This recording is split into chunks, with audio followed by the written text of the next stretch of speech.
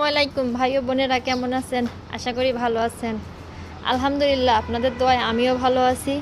এই তো আমি আজকে রান্না করব মুরগির মাংস। এই জন্য ফাতিলে গরম মশলা, তেজপাতা সব কিছু দিয়ে নিয়েছি। এই তো ফাতিলে পেঁয়াজ কুচি দিয়ে লাড়াচাড়া করে নিয়েছি। আদা রসুন বাটা, জিরা বাটা সব কিছু দিয়ে একটু ভাজিয়ে নেব, যাতে আদা রসুনের কাঁচা গন্ধটা দূর হয়ে যায়। কষানো ভাজা হয়ে গেলে এখানে দিয়ে দেব মরিচের গুঁড়া, লবণ, হলুদের গুঁড়া, জিরার গুঁড়া সব কিছু দিয়ে একটু পানি দিয়ে মিক্স করে নিয়ে এটা ভাজা পেঁয়াজ আদা রসুনের ভিতর দিয়ে দেব, দিয়ে একটু কষিয়ে নেব ভালো করে।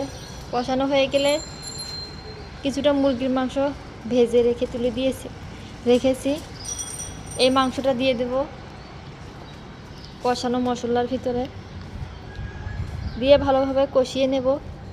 কষানো হয়ে গেলে সামান্য একটু ফুটানো গরম পানি দিয়ে জাল করে নিয়ে নেবে নেব। এই তো আমার মুরগির মাংসটা হয়ে এসেছে। আপনারা সবাই ভালো থাকবেন আর আমার জন্য দোয়া করবেন। ভালো লাগলে লাইক, কমেন্ট, শেয়ার করবেন।